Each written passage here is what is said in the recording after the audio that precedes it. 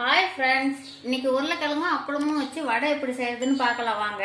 அதுக்கு தேவையான பொருள், நான் உருளைக்கிழங்கு வேவிச்சு வச்சு சுரண்டி வச்சிருக்கிறேன். தேவையான அளவு உப்பு, கொத்தமல்லி தலை பொடி பொடியாக நறுக்கி வச்சிருக்கேன், கருவேப்பிலை தலை, இஞ்சி பூண்டு தட்டி வச்சிருக்கேன், சோம்பு தேவையான அளவு எடுத்து வச்சிருக்கேன், மிளகாய்த்தூள் தேவையான அளவு, கடலை மாவு 2 ஸ்பூன் எடுத்து வச்சிருக்கேன், அரிசி மாவு 2 ஸ்பூன் எடுத்து வச்சிருக்கேன், 4 வெங்காயம் பொடி பொடியாக நறுக்கி எடுத்து வச்சிருக்கேன், தேவையான அளவு அப்பளம் பொடி பண்ணி வச்சிருக்கேன், 2 பச்சை மிளகாய் நறுக்கி வச்சிருக்கேன். இப்போ வடை எப்படி செய்யுதுன்னு பார்க்கலாம் வாங்க. நம்ம ஒரு பாத்திரம் எடுத்து வச்சுக்கலாம். உருளைக்கிழங்கு சேர்த்துக்கலாம்.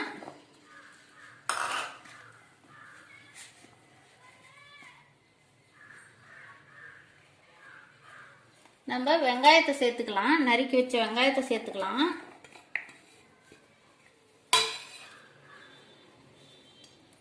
அரிசி மாவு சேர்த்துக்கலாம். கடலை மாவையும் சேர்த்துக்கலாம். இப்போ பச்சை மிளகாய் சேர்த்துக்கலாம். இஞ்சி பூண்டு சேர்த்துக்கலாம். கருவேப்பிலை, சோம்பு சேர்த்துக்கலாம்.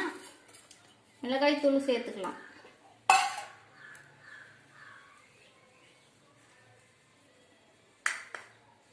இப்போ அப்பளத்தை பொடி பண்ணி வச்சிருக்கோம், இதையும் சேர்த்துக்கலாம். மல்லி இலையும் சேர்த்துக்கலாம்.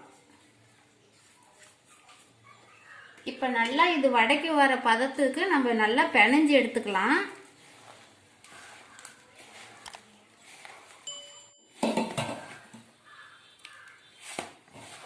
இப்ப நல்லா இந்த அளவுக்கு மிக்ஸ் பண்ணிக்கிட்டு நமக்கு தேவையான அளவு தண்ணி தெளிச்சு பிணைஞ்சுக்காங்க. அதிகமா தெளிச்சிடாதீங்க, நமக்கு வடை சைஸுக்கு கரெக்டா மாவு வரணும்.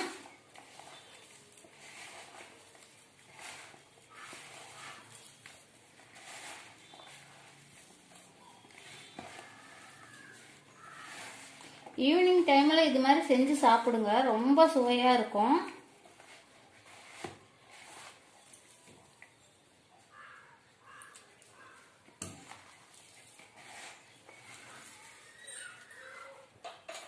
நம்ம இப்போ உப்பு சேர்த்துக்கலாம் தேவையான அளவு. நீங்க போட்டு நல்லா பிணைஞ்சுக்கிட்டு, உப்பு போட்டு நல்லா பிணைஞ்சுக்கிட்டு அதுக்கப்புறமா டேஸ்ட் பண்ணி பார்த்துக்காங்க கரெக்டா உப்பு வரைக்குதான்னு.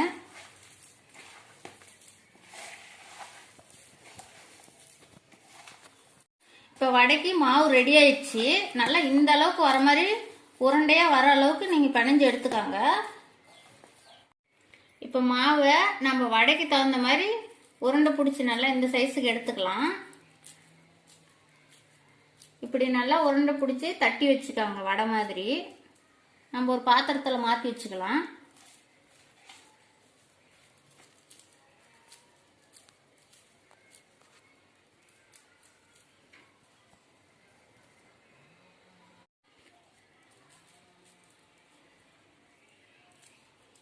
இப்போ இதே மாதிரி எல்லா மாவையும் நம்ம தட்டி எடுத்து வச்சுக்கலாம்.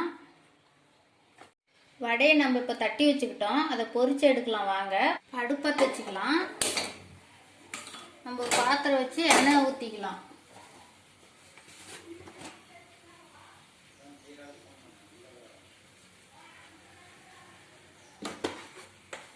எண்ணெய் நல்லா காயட்டும். இப்போ நல்லா எண்ணெய் காஞ்சி போச்சு. நம்ம வடையை பொரிச்சு எடுத்துக்கலாம்.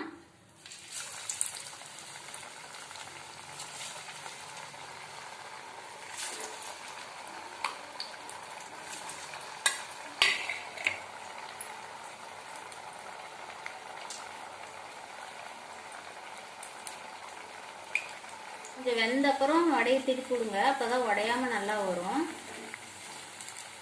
இப்ப நல்லா வடை வெந்துருச்சு. நம்ம வேற பிளேட்டுக்கு மாத்திக்கலாம்.